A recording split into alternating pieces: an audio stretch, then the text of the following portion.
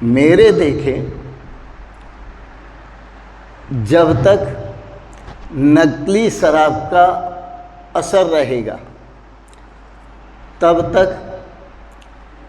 असली आपको जो समाधि वाला नशा है, मैंने उदाहरण भी दिए थे, जो मीरा को नशा चढ़ा, जो नरसिंह को चढ़ा, जो प्रहलाद को चढ़ा, उतारने वाले उतर गए लेकिन उनका नशा नहीं उतरा, वो होश में आए।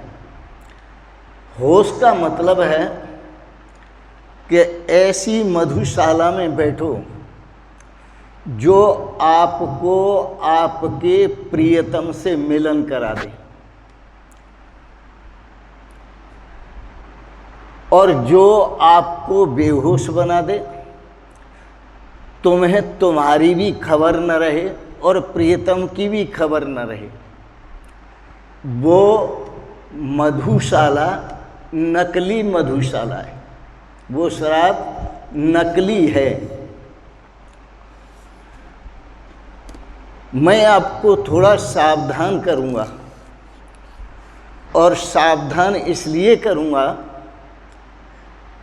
कि आप सावधान होंगे तो आपके कदम आपके प्रियतम प्रभु परमात्मा की तरफ बढ़ने लगेंगे। आप किसी पर भी भरोसा न करें, आप अपने पर भरोसा करें। जितनी अच्छी तरह आप अपने को जानते हैं, हर समय जहाँ भी आप हैं, जितनी अच्छी तरह आप अपने को जानते हैं, ऐसा इतना अच्छी तरह कोई दूसरा नहीं जानता। तो आप अपने पर भरोसा करें।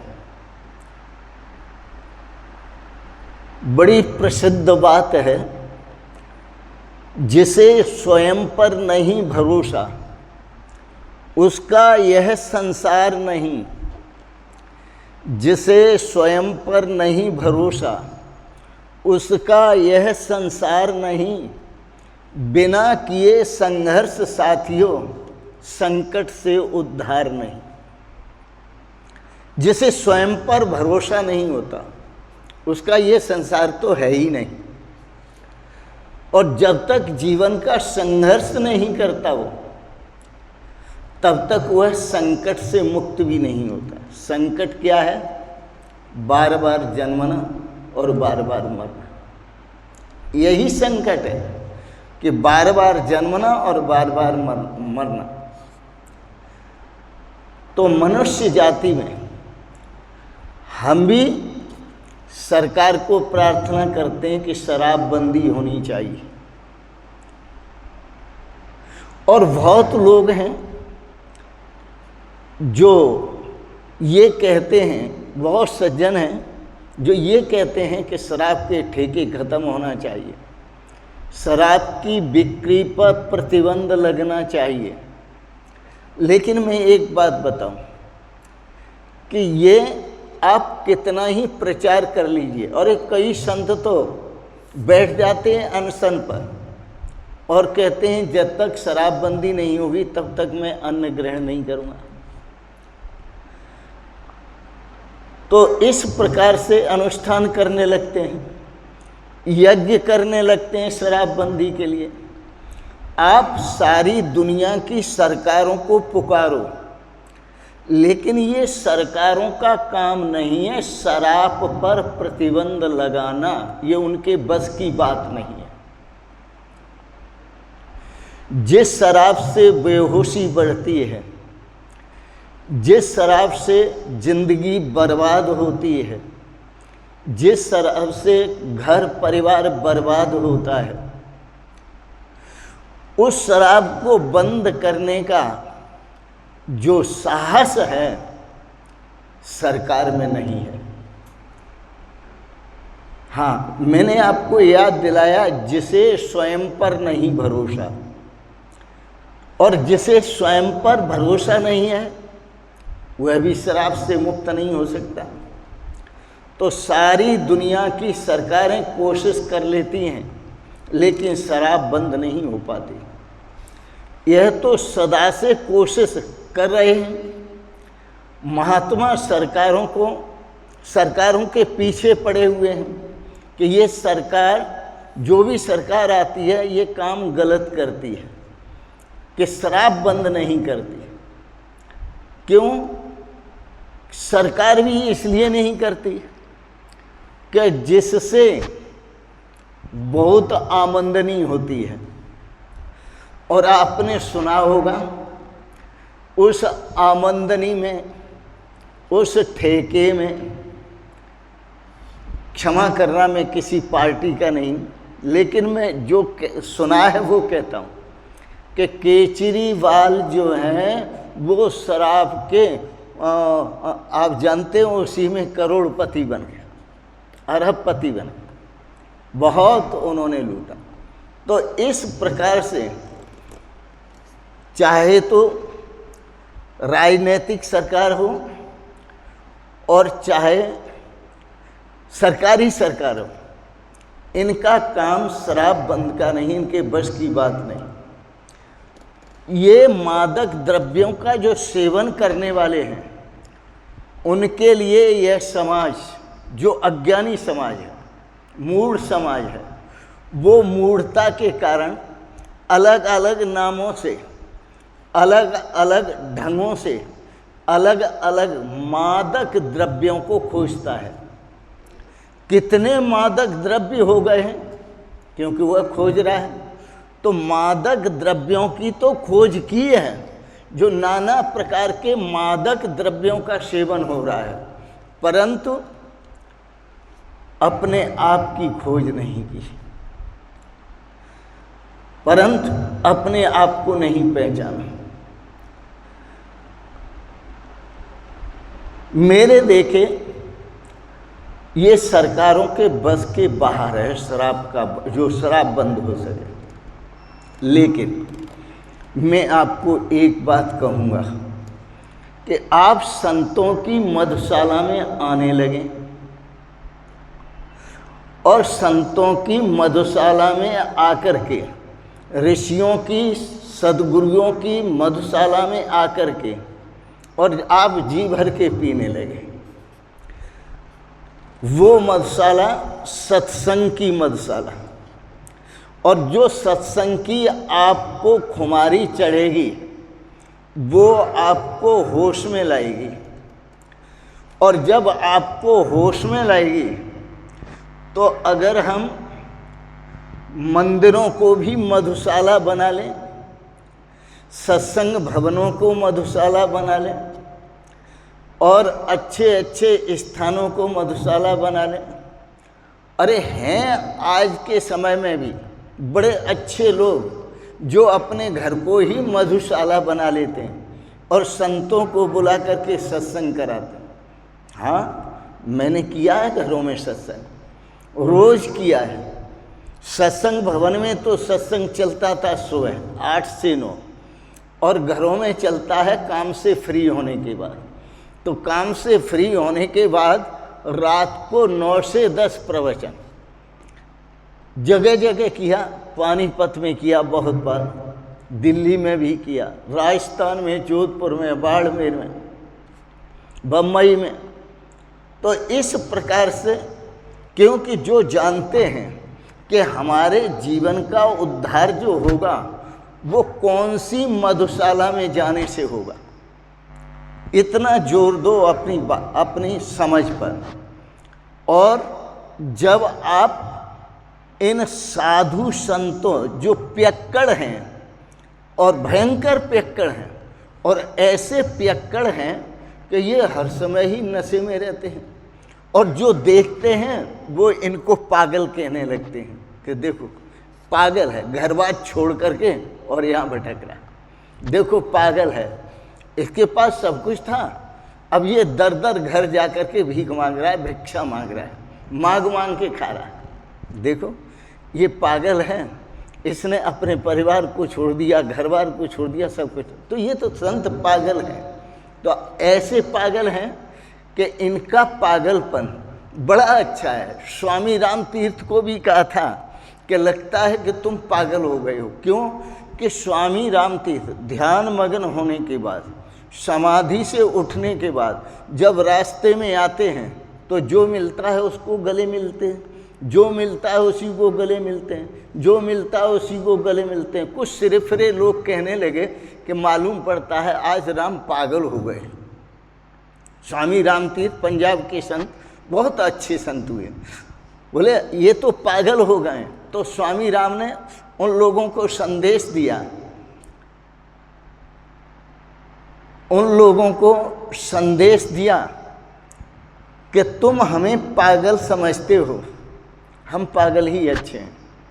इन बिगड़े दिमागों में, उन्होंने कहा, इन बिगड़े दिमागों में भरे खुशियों के लच्छे हैं, हमें पागल ही रहने दो, हम पागल ही अच्छे हैं।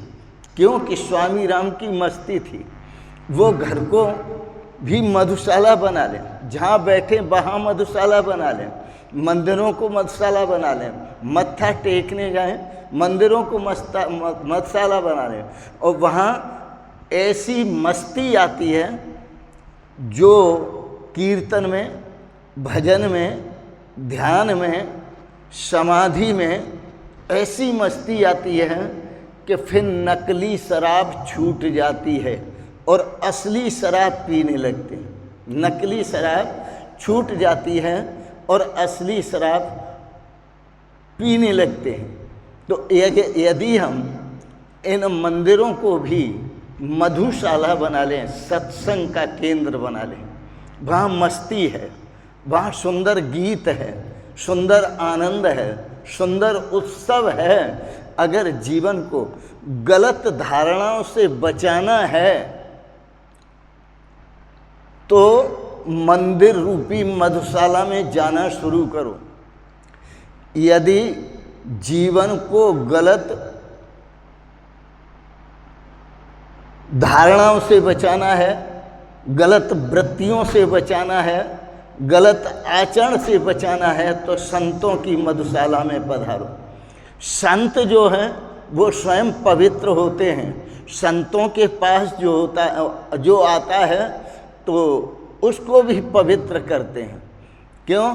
कि संतों के पास एक ऐसा साबुन है, यह जो साबुन होता है संसार में मिलता है दुकानों पर, ये साबुन तो शरीर को साफ करता है, कपड़ों को साफ करता है, लेकिन संतों के पास जो ज्ञान रूपी साबुन है वो मन के मैल को धोता है, वो तुम्हारे अंतःकरण के मैल को धोता है और तुम्हारे अंतःकरण को शुद्ध करता है, तुम्हारे मन को शुद्ध करता है, तुम्हारी बुद्धि को शुद्ध करता है। और जब बुद्धि शुद्ध होती है और अंतःकरण शुद्ध होता है, मन शुद्ध होता है, तो आप निश्चित समझिए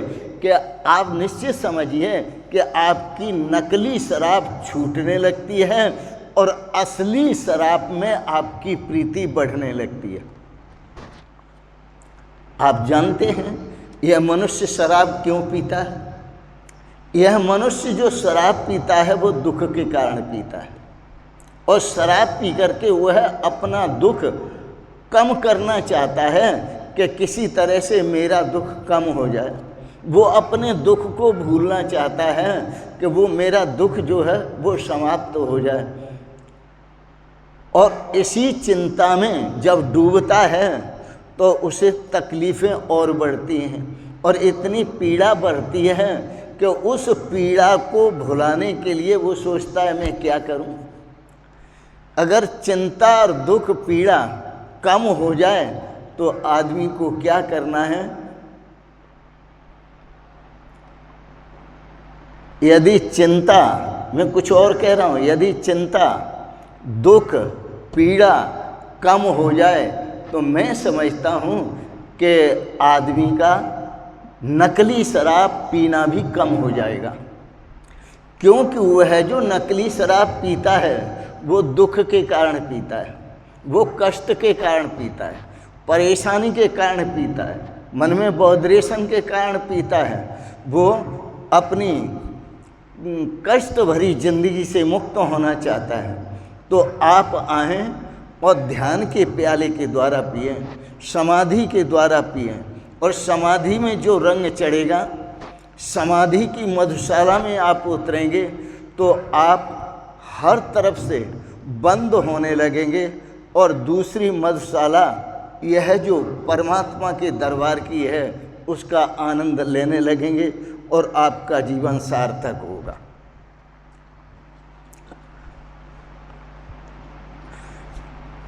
एक शराबी कहने लगा, क्या ये सच है कि मैं ध्यान की शराब पीने लगूं,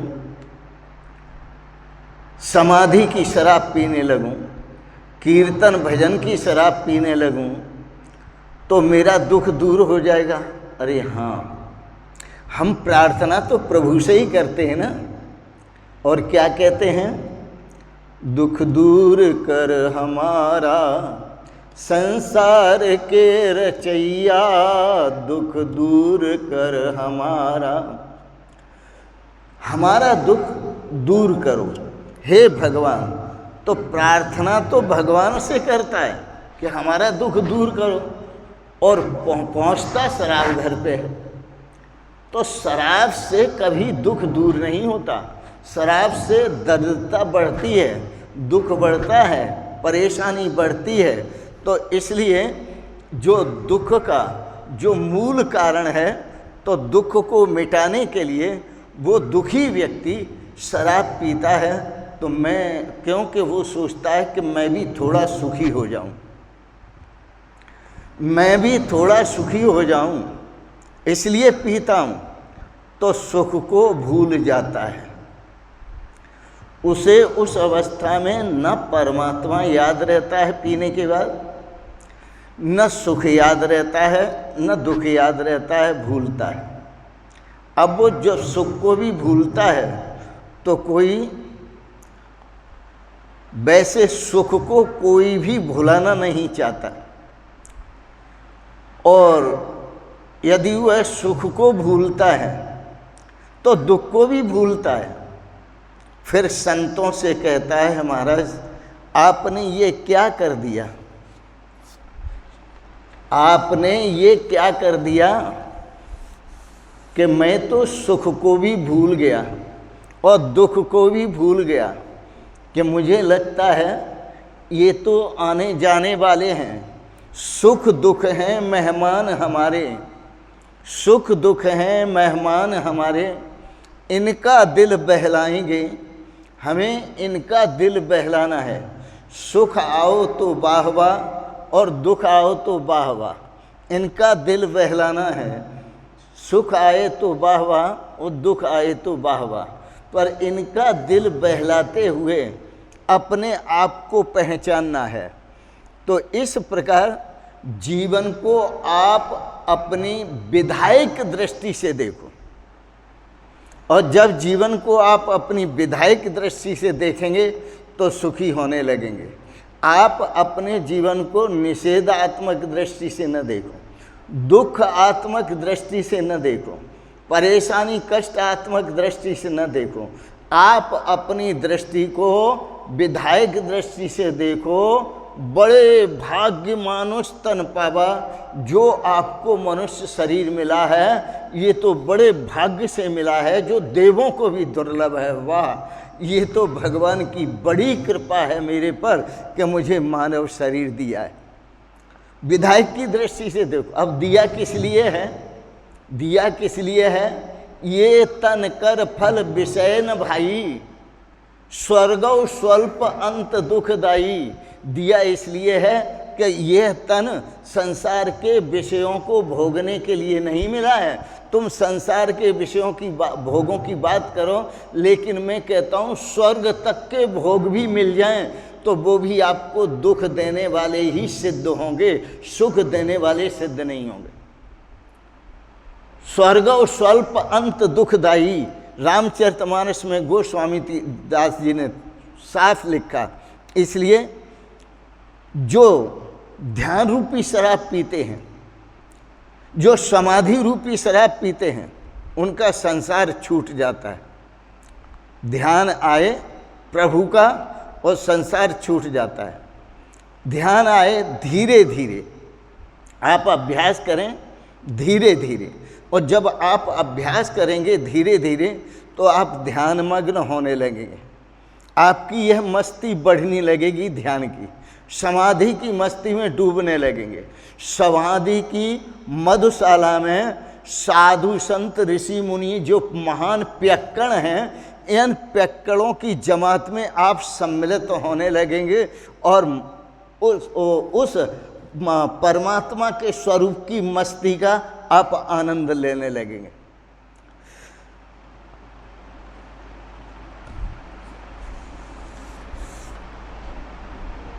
आप परमात्मा को कह दो, इन दुनिया वालों को कह दो, संसार वालों को कह दो, संबंधियों को कह दो, पद पदार्थों को कह दो, सुख की एक घड़ी तो जी लेने दो।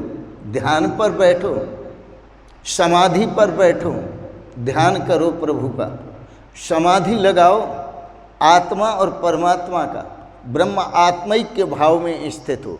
आत्मा और परमात्मा एक हैं, उसके ब्रह्म आत्मिक के भाव में, ब्रह्म और आत्मा जो एक हैं, उस एक ही भाव में स्थित हो जाओ।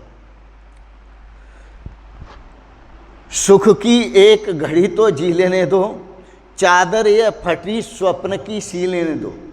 यह हम स्वप्न देख रहे हैं कि हम भी कुछ हैं और हमारे भी कुछ हैं और अन्य भी कुछ हैं। वस्तुतः न तुम कुछ हो, न तुम्हारे कुछ हैं, न अन्य कुछ हैं।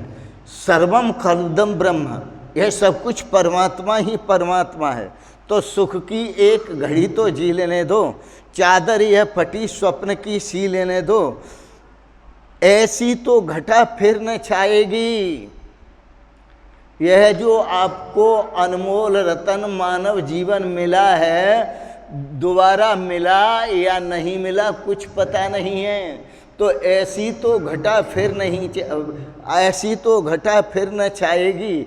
ऐसा स्व अवसर मानव अनमोल रतन जीवन जो मिला है, ऐसा अवसर फिर मिले या न मिले, तो ऐसी तो घटा फिर न छाएगी।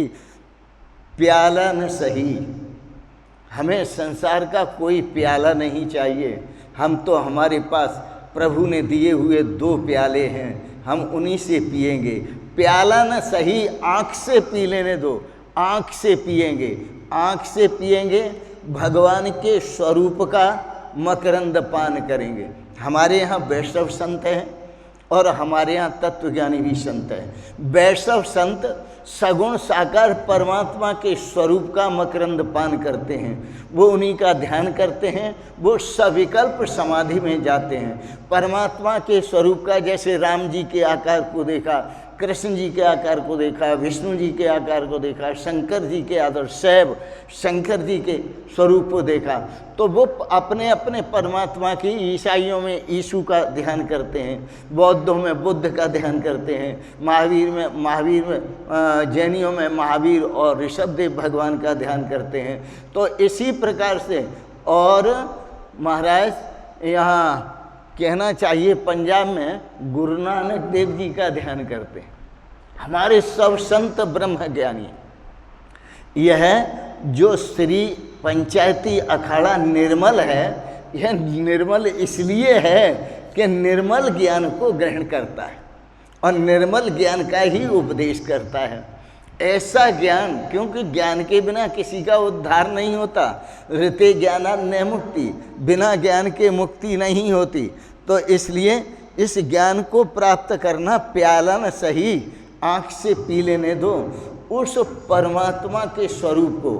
कौन सी आँख से पीना है? एक तो ये आँखें, बदना अलंकृत मात्रमपि मक्षिणी, यह जो आँखें हैं आपके पास, ये तो मुख का आभूषण हैं। आपकी अंदर की आँखों से आपने पीना है। अंदर के पट तब खुलें जब बाहर के दे। तो बाहर की आँखों को जब बंद कर लेते हैं और ध्यान में जाते हैं, परमात्मा के ध्यान में जाते हैं, समाधि में जाते हैं, तो अंदर के पट खुलते हैं। तो अंदर के पट जब खुलते हैं तो परमात्मा का दर्शन होता है, परमात्मा का आनंद मिलता है। इसलिए संत महापुरुष आपको पुकार पुकार कर कहते हैं, क्या कहते हैं?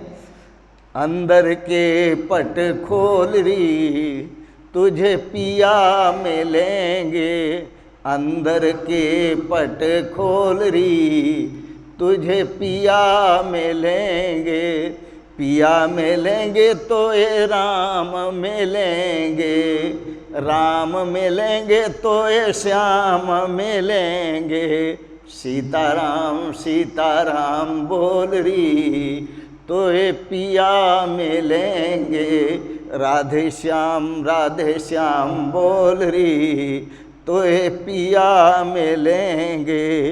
अंदर के पट खोल री, तो ये पिया मिलेंगे। तो जब तुम सत्संग से, अब सत्संग का अर्थ सुनो।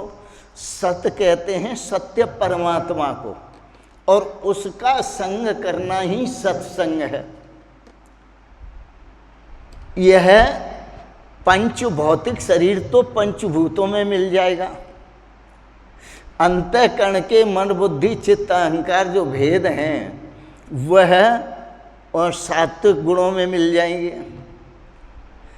तो इस प्रकार से इस शरीर का जल जल में मिल जाएगा, मिट्टी मिट्टी में मिल जाएगी, वायु वायु में मिल जाएगी, और इस प्रकार से हर तत्व अपने तत्व में मिल जाएगा।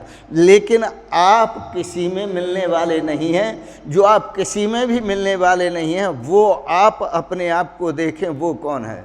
तो तुम मदहोश लोग समाधि में जाने के बाद मदहोश होकर के लौटोगे। मदहोश का मतलब अपनी मस्ती में, और मस्ती में जब अपनी मस्ती में मदहोश होकर लौटोगे तो लोग कहेंगे कि तुमने तो लगता है कि मदपान किया हुआ है। लेकिन वह मदहोश तुम्हारा ऐसा था कि तुम होश में थे। होश में का मतलब यह है कि संसार को न देखकर परमात्मा को देख रहे थे, और मस्ती ले रहे थे परमात्मा के स्वरूप की, और उसका मकरंद पान कर रहे थे। तो भीतर का जो दिया जल रहा था वो होशपूर्ण दिया था। अंतर घट में जो बोध था वो परमात्मा का था, और संसार की दृष्टि में देखा तो ये शून्य होकर बैठे हुए हैं, समाधि में गए हुए। अब इन्हें संसार से लगता है कि आंखें बंद करके बैठे हैं। तो ऐसी तो घटा जो समाधि जैसी घटा, ध्यान जैसी घटा, मैं आपको कहता हूँ ऐसी तो घटा फिर न छाएगी। ऐसा सुंदर समय भी फिर नहीं मिलेगा जो मानव जीवन आपको मिला है। और ऐसी जो घटा, ध्यान का मौका, समाधि का मौका, प्रभु के चिंतन का मौका, कीर्तन का, भजन का मौका, ऐसे दोबारा मिले न मिले कुछ पता नहीं। तो ऐसी तो घटा फिर न छाएगी। प्याला न सही आँख से पी लेने दो। प्याला न सही कोई बात नहीं, हमें पीना है और पी करके ही जीना है। तो आँख से पीने दो। कौन सी आँख से पीने दो? ज्ञान रूपी आँख से। ज्ञान चक्षुषा, ज्ञान रूपी नेत्रों से पीने दो। और क्या पीना है? स्वस्वरूप जो परमात्मा है, उस स्वस्वरूप परमात्मा का ही मकरंद पान करना है। आपने देखा होगा कि स्व किसे कहते हैं? तो आदमी मान लेता है कि साहब मैं रामनाथ हूँ तो इसलिए मुझे स्व कहते हैं। मैं तो अपने को स्व मानता हूँ, मैं रामनाथ हूँ, अमुक का बेटा हूँ, अमुक की बेटी हूँ, अमुक की पत्नी हूँ, अमुक की माँ हूँ। ये नहीं है स्व। स्व है अंतरात्मा। स्व है अंतरात्मा। स्वभाव का बोध जब होता है, स्वभाव का बोध जब होता है, वहाँ क्या भेद है? कोई भेद नहीं है। क्यों? कि जैसे जितने घड़े हैं, घड़े सारे बहुत हैं, और घड़े सब नाशवान हैं, बनते हैं, बिगड़ते हैं। ऐसे ही शरीर पर उनमें जो आकाश है वो न बनता है न बिगड़ता है। मारो आकाश को, नष्ट करो आकाश को, क्या कर लोगे? तो इसी प्रकार से जितने भी संसार में शरीर हैं वो शरीर बहुत हैं, उन शरीर को मारो तो मर जाएंगे, जन्माओ तो जन्म जाते हैं, तो शरीर जन्मते हैं और मरते हैं। लेकिन सबके अंदर जो चेतन परमात्मा है, जो आत्म रूप से विराजमान है, जो स्वभाव से विराजमान है, जिसमें परमहंस लोग रमण करते हैं, परमहंस ऋषि रमण करते हैं, कभी कभी उसका आनंद लो। स्वामी रामकृष्ण परमहंस जो थे काली के पुजारी थे, और काली के पुजारी थे, सर्वथा उनकी जो धारणा की बात है, तो उनका जो अपना अस्तित्व था, उन्होंने जब तक उसे नहीं देखा तब तक वह अपनी कल्पना संजोए रखे कि वो काली का ही दर्शन करते थे।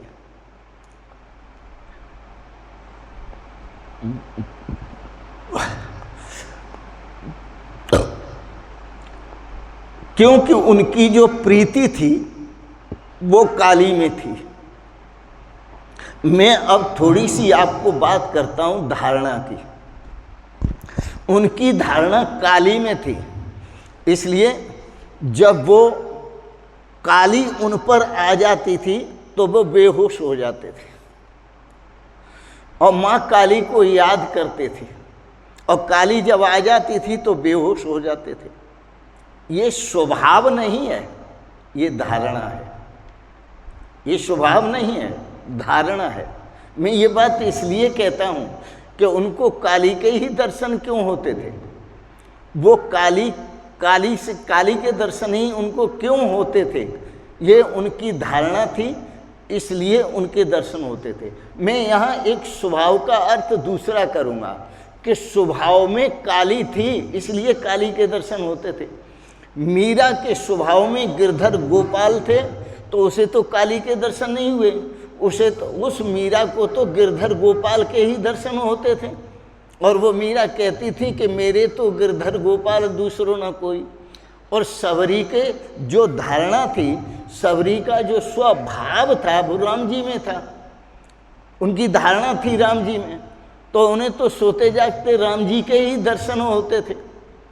तो स्टेट ऑफ माइंड, तुम्हारे मन में क्या है और तुम्हारे मन से सभी विचार और सभी धारणाएं जब त्रोहित हो जाएंगी तो आपको ये कोई भी दिखाई नहीं देंगे। तब उसका दर्शन होता है जो स्वभाव है, स्व आत्मस्वरूप, स्व परमात्मा स्वरूप, जिसके बिना हम हो नहीं सकते। तब उसका दर्शन होता है। तब स्वभाव की धारणा नहीं करनी होती, तब वो धारणा नहीं करनी होती कि हम राम की धारणा करें या कृष्ण की धारणा करें या विष्णु भगवान की धारणा करें या शिव जी की धारणा करें या बुद्ध की करें, महावीर की करें या यीशु की करें, किसकी धारणा करें। तब वो धारणा नहीं होती। क्यों? कि उसे ये महसूस होता है कि ईश्वर अंश जीव अविनाशी। और अधिक क्या कहें आपको, उत्तरकांड में रामचरितमानस के उत्तरकांड में गोस्वामी तुलसीदास जी ने तो मानो इस संसारी जीव को पकड़कर झिझोड़ दिया और कहा, सुन, सो परमात्मा तैं और तेरे में, उस परमात्मा में तेरे में, सो तैं ताह तोह, तुझ में और उसमें नहीं भेदा, कोई भी भेद नहीं है। सो तैं ताह तोह नहीं भेदा, बारी बीच एवं गावें वेदा। वेद ऐसा कहते हैं कि जल में और जल की लहर में जैसे कोई भेद नहीं है, ऐसे ही हम सब परमात्मा की लहर हैं, तो हम में और परमात्मा में कोई भेद नहीं है। इसलिए जो समझ को प्राप्त हुआ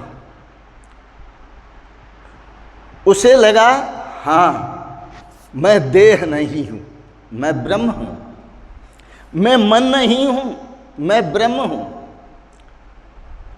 और ये बात रटने की नहीं है। आप रटने लगो, मैं कहूँ साहब माला ले लो और माला लेकर रटने लगो, अहम ब्रह्मास्मि अहम ब्रह्मास्मि अहम ब्रह्मास्मि अहम ब्रह्मास्मि।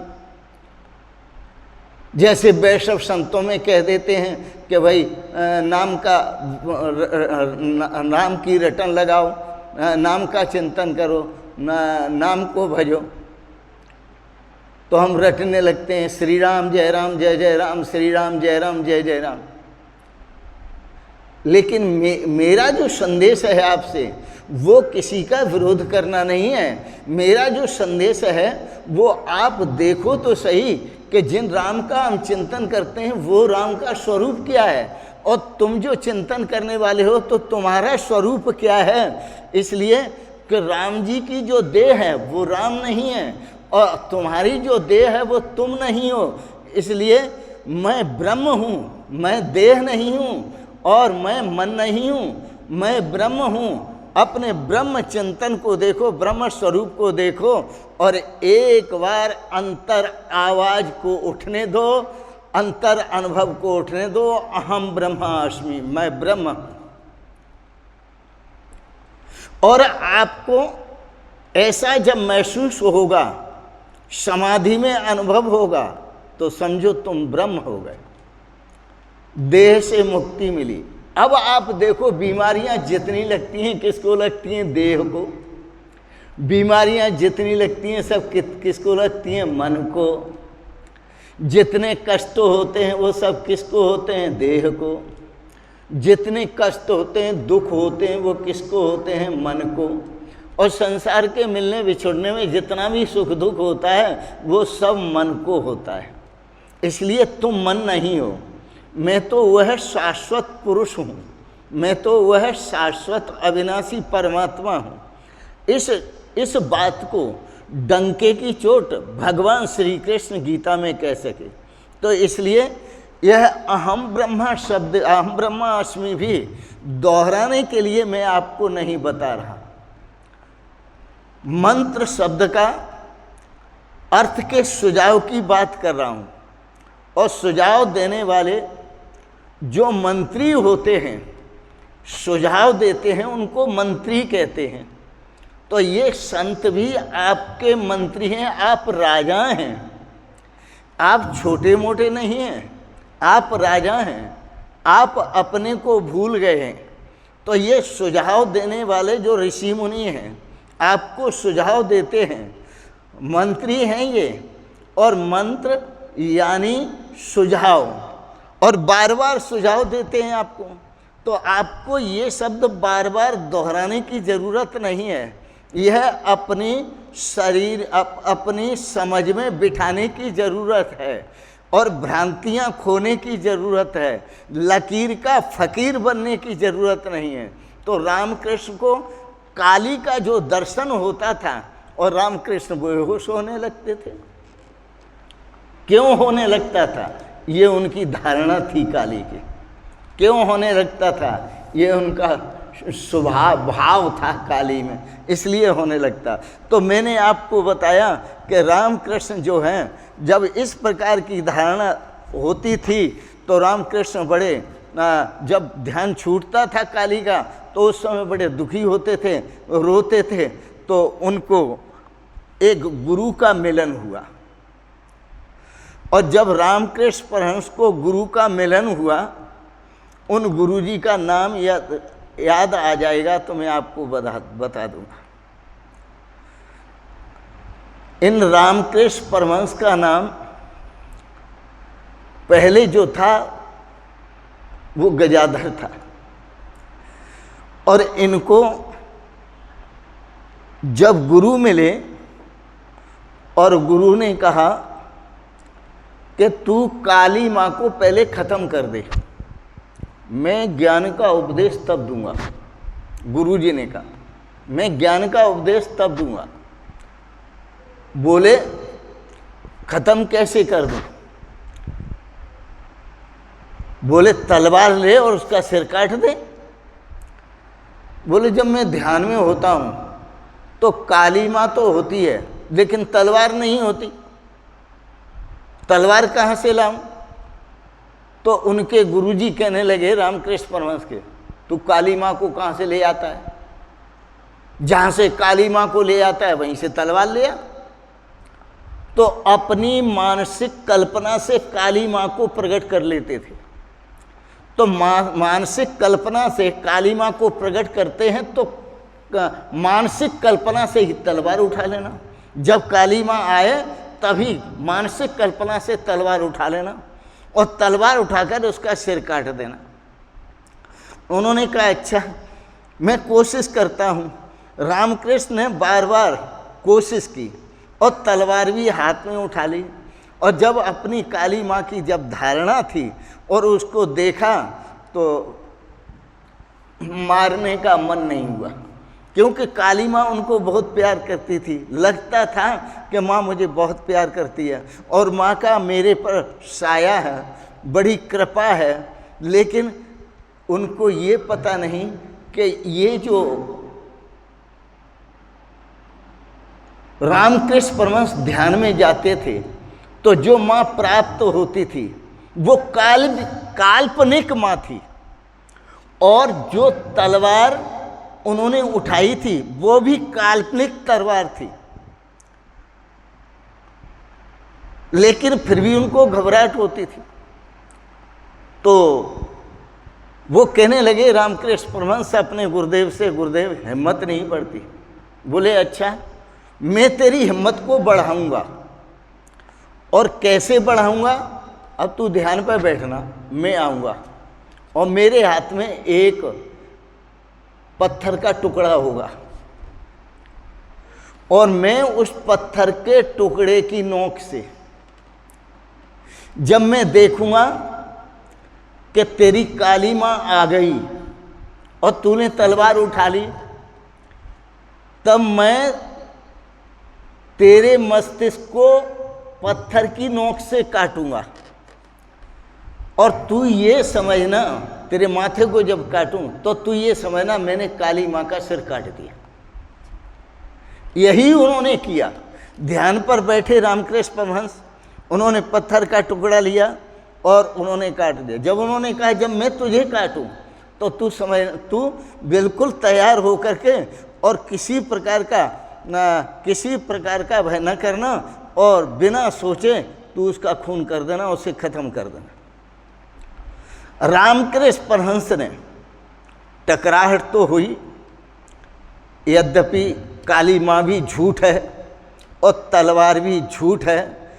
तो याद रखना झूठ से ही झूठ को काटा जाता है, कांटे से कांटा निकाला जाता है, झूठ से झूठ को काटा जाता है।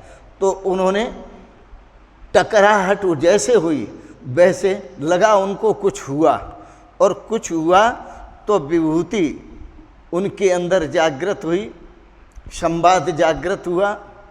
क्या उनके अंदर जो काली थी वो गिर गई, खत्म हो गई, तलवार भी गई, काली भी गई।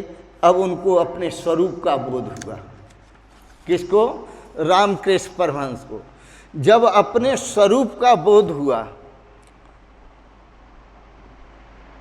तो अपने भीतर अपनी मानसिकता के आधार पर जो भी संवाद करोगे, अपने मन से जो भी कल्पना करोगे, और जब तक कल्पना करते रहोगे तब तक तुम्हें जो बाहर का दृश्य है नाना प्रकार के रूप हैं वो दिखाई देंगे। लेकिन जब तुम भगवान को देखोगे, जब तुम समाधि में जाओगे, ध्यान में जाओगे और भगवान है और भगवान तुम्हारा निजी स्वरूप है, तब तुम कहाँ होगे? जब तुम्हें ये पता चले कि भगवान का स्वरूप सतचित आनंद स्वरूप है, सो तय ताय तोय न भेदा, सो तय ताय तोय न भेदा, उसमें और तुम्हारे में कोई भेद नहीं। जब तुम्हें ये लगे कि परमात्मा मेरा स्वरूप है, मैं परमात्मा का स्वरूप हूँ, तो वहाँ पर दो न रहेंगे, न भक्त रहेगा न भगवान रहेगा। तुमने सुना होगा प्रेम गली अत सांकरी जामे दो न समाए। प्रेम गली अति सांकरी जामे दोन समाए। तुम कह उठोगे परमात्मा को, जब तू था तब मैं नहीं, जब तू था तब मैं नहीं, अब मैं हूं तू ना है। जब तू था तब मैं नहीं, अब मैं हूं तू ना है। प्रेम गली अति सांकरी जामे दोन समाए। आपको अद्वैत की सिद्धि होगी। और इसकी जिसके लिए ऐसा आपके अंदर दिया जल जाएगा कि आपके स्वरूप के सिवाय आपको कुछ नहीं दिखेगा, वृत्ति आपकी अखंड हो जाएगी। ऐसा ही गोस्वामी तुलसीदास जी ने कहा, जिसे ये बोध हो जाए कि सोते ताय तोय न भेदा, बारी वीचे बगावें बेदा। जैसे सोने में और सोने के आभूषणों में भेद नहीं है, जल में और जल की लहर में भेद नहीं है, मिट्टी और मिट्टी के घड़ों में भेद नहीं है, इसी प्रकार से तुझ में और तेरे परमात्मा में कोई भेद नहीं है।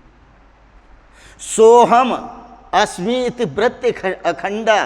तो ऐसा साधक भी बोलने लगेगा सोहम अस्मि, वह परमात्मा मैं हूँ। सोहम अस्मि इति वृत्ति अखंडा, और केवल बोलने ही नहीं लगेगा, उसकी वृत्ति अखंड हो जाएगी।